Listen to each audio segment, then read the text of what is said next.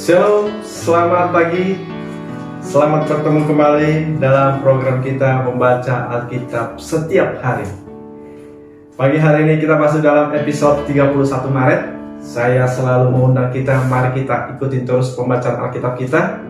Kita jadikan Alkitab kita ini menjadi renungan harian dalam setiap langkah hidup kita. Haleluya. Pagi hari ini, sebelum kita lanjut, saya undang kita mari berdoa. Terima kasih Tuhan untuk pagi hari yang indah ini. Kami boleh kembali bertemu dalam program kami membaca Alkitab setiap hari dan mendengarkan renungan setiap pagi. Kiranya Roh Kudus menolong kami, Roh Kudus memberkati kami. Biarlah firman-Mu menjadi rema dalam hidup kami. Di dalam Yesus Kristus kami berdoa. Haleluya. Amin. Pagi hari ini tema bagi kita, Yesus Maha Tahu dan juga Maha Pengampun. Yesus Maha Tahu dan Maha Pengampun. Saya bacakan dalam Lukas pasal yang ke-7 ayat 41 sampai ayat yang ke-42. Ada dua orang yang berhutang kepada seorang pelepas uang.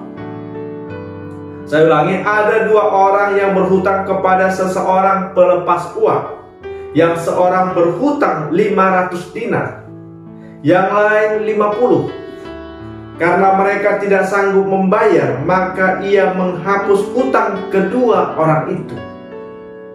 Siapakah di antara mereka yang akan terlebih mengasihi dia?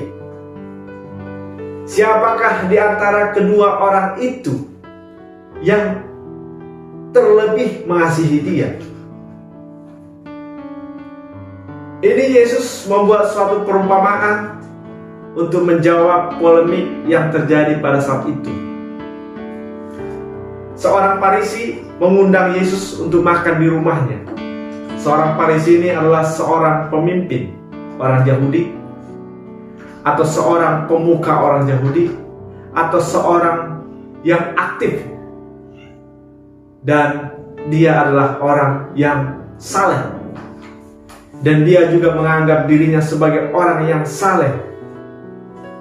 Sebaliknya, di kota itu ada seorang perempuan yang terkenal sebagai seorang pendosa.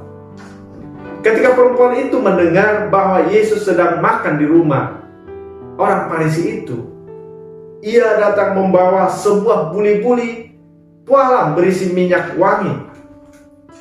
Sambil menangis, ia pergi berdiri di belakang Yesus dekat kakinya, lalu membasahi kakinya itu dengan air matanya dan menyekanya dengan rambutnya. Kemudian ia mencium kakinya dan meminyakinya dengan minyak wangi. Perempuan ini menangis. Dia menjamah Yesus. Ketika orang Farisi itu yang mengundang Yesus melihat hal itu, ia berkata dalam hatinya, jika ia ini nabi, tentu ia tahu siapakah dan orang apakah perempuan yang menjamah. Tentu dia tahu siapa perempuan yang menjamahnya ini. Tentu ia tahu bahwa perempuan ini adalah seorang pendosa. Pertanyaan saya, apakah Yesus tahu siapa perempuan ini? Apakah Yesus tahu apakah seorang perempuan ini seorang pendosa? Yesus sangat tahu. Amin. Jangankan seorang perempuan ini seorang pendosa, dia tahu. Bahkan apa yang ada dalam hati seorang Farisi ini pun Tuhan tahu. Yesus Maha tahu. Amin. Yesus mengetahui apa yang timbul di dalam hati kita. Bahkan Yesus tahu seperti apa pengenalan kita akan Yesus. Seperti apa respon kita terhadap Yesus. Dia tahu, saudara. Tiada yang tersembunyi bagi Tuhan. Semuanya terbuka. Apa yang kita lakukan, semuanya tahu, saudara. Sepintar apapun menyembunyikan dosa, semua dia tahu. Makanya Tuhan katakan, saudaraku, dosa tetaplah dosa. Inilah yang Tuhan mau katakan kepada kita. Mau dosa kecil, mau dosa besar, tetap harus diselesaikan. Tetapi saudaraku, dalam perumpamaan ini dikatakan, saudara, dua orang yang meminjam uang ini, kedua-duanya dihapuskan hutangnya. Ini adalah melambangkan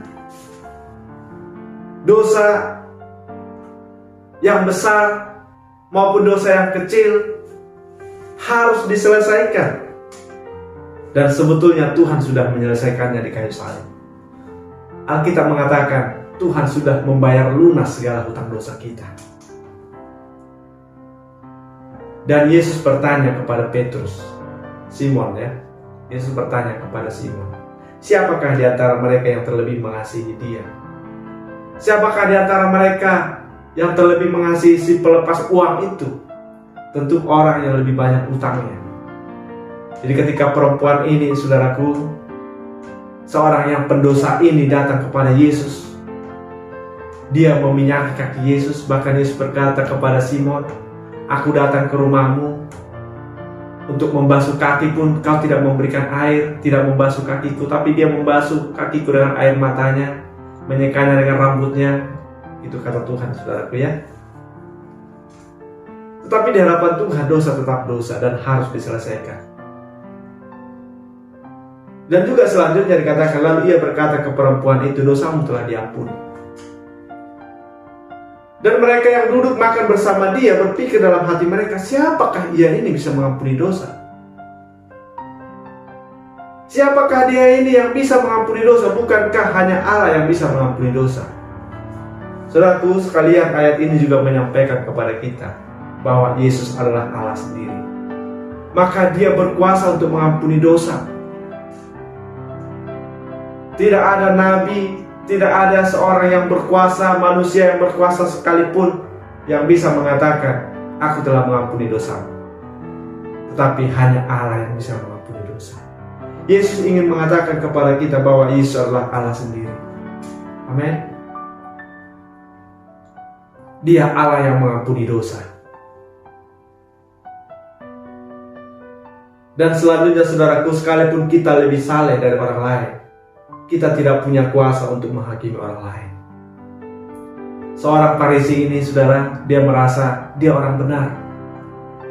Dia merasa dalam hatinya, ini dalam hatinya saudaraku ya, tidak diungkapkan. Dalam hatinya dia merasa bahwa seorang perempuan ini orang berdosa.